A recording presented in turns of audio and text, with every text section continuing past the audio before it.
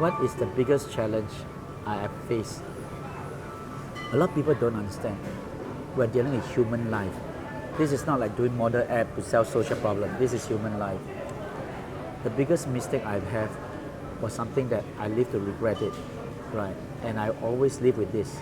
People say, Mr. Koh is very success. I always tell people, why don't you look at my screw up? I screw up big time along the way. One of the biggest screw up was, the biggest mistake I made in project interview was something that happens to a young girl who came to us. At the age of 20, she studied. She didn't do very well. She went to depression. From depression, become bipolar. You know it's bipolar, right? Up and down, up and down. So I took her in. They told me bipolar stage 2 should be okay. By the way, we are surrounded by a lot of doctors and professionals. I'm not a doctor. So what we ask for you very simple. I want to see your medical doctor's report before we take you. And also the other thing I want to see is your medication. You can't lie on the medication. So we take this thing, I rush up to the hospital. Hey, can we take this person? If the doctor said can, okay. Because we are supported by very smart people. That's why all my mama stores are all in hospital, right? Yeah. That's how we do it. So like for example, this girl, the doctor said, yeah, should be okay, take it. And then I took her in. Then I realized how tough bipolar is. You know what happened? When she's on medication, she's very good. When the medication becomes half like, toilet paper, everything all put in a pocket. Like, you don't understand. Why do you put all this in a pocket?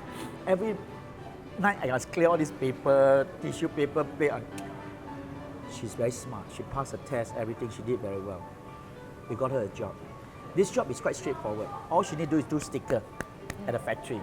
And she done well. You see, we don't train people, we place you. Make sure you get a job. And she was so happy. And that's where I learned the biggest lesson for Project Dignity. When I put her there, the supervisor was very nice. That's what I learned. Bosses are all very nice people. They want to do social good, correct? The problem is co-worker. And it never dawned on me. The first co-worker was very nice. Late never mind, buy her lunch. She's so happy. For months and months, she was so happy. Then what happened? They changed the second person. This second person don't understand bipolar. And what happened? Until we saw the CCTV. What happened? I saw this person shout, scream, everything on her girl. And that was the realize what she went through. And depression people don't talk on it. They keep inside. Until she went home. One afternoon at 3:30 on the 6th floor of a HDB flat, she jumped. I didn't know that. So the police called, describing her to me. I was shocked, I really shocked. I told her where she worked. They called the boss of the company. The boss called me and tell me she jumped. Right. So I live with this fact until today. Why didn't I think of supervisor? So from that day onward, I don't take 20, 30 people. I take 4, 5, 6. I can't say the next batch on the 20s, next is only 3 person. You see, I'm not trying to this is not a number game. If I can help one person, I help one person. So by doing this, that lesson taught me a very bad lesson on what I do. These are human life. Along the way, there are a lot of cases. I told you just now, a lot of cases like that. But don't forget, there's somebody's son, somebody's daughter, somebody's sister, somebody's brother. And this is where we come in and make a difference. Right. You ask me the toughest lesson I learned about social enterprise has to do with this. Right. When I first started, I was very idealistic. Well, not idealistic, I just believe that people will help everybody. Because the last thing I told you just now is inclusion. Will people help me? Well, people buy from disabled people. So I decided that first 2 weeks, very slow. Blind boy, right? Yeah, yes, sir. And that's where I decided, okay, why don't I buy badges? I remember going to Tua Payoh and bought these badges. Right. Can you see? Yeah. Blind, deaf, and one of them was the word mental. Do you know what happened? Nobody buy. Everybody come and see the word mental.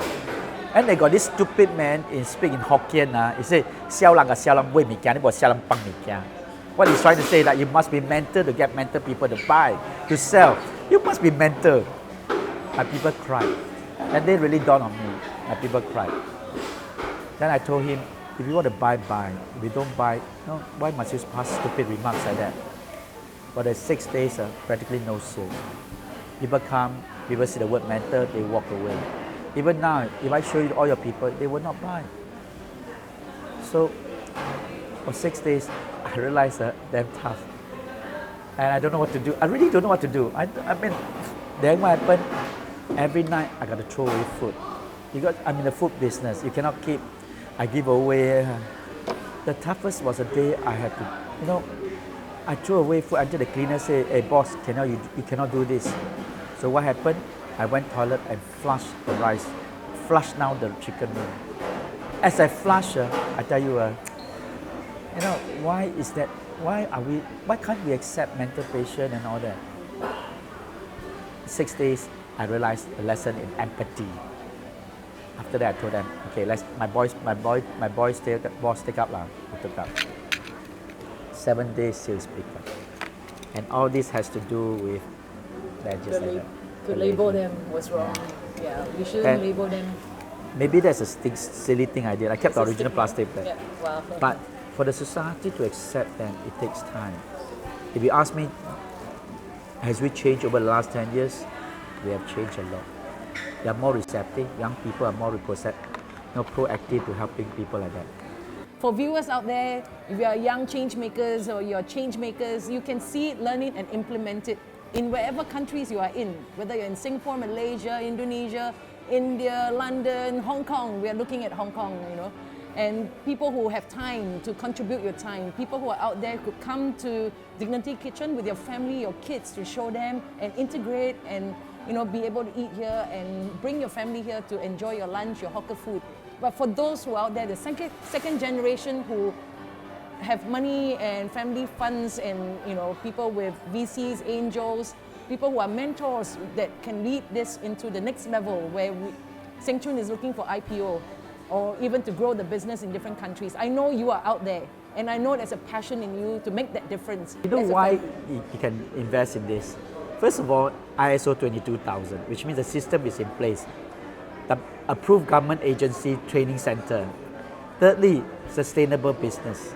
Every country in Asia, everywhere have hawkers, Food is a need. I don't do handicraft. You need to eat. And just setting up for them, you need to eat. So all the things are in place. Is to find the person with the heart. So the person with the heart, the person with the money, and if you feel that you are a change maker, you can fund it and do it in your country. Do contact us because we are at Ilim Chiu TV and be the change maker for this generation because all of us can impact more lives together with what you have. So do tune in again and share this story with all your friends and we can do more. So we see you again for the next episode. And now we want to thank Seng Choon, Dignity Kitchen. Thank you so much. Yeah, thank you so much.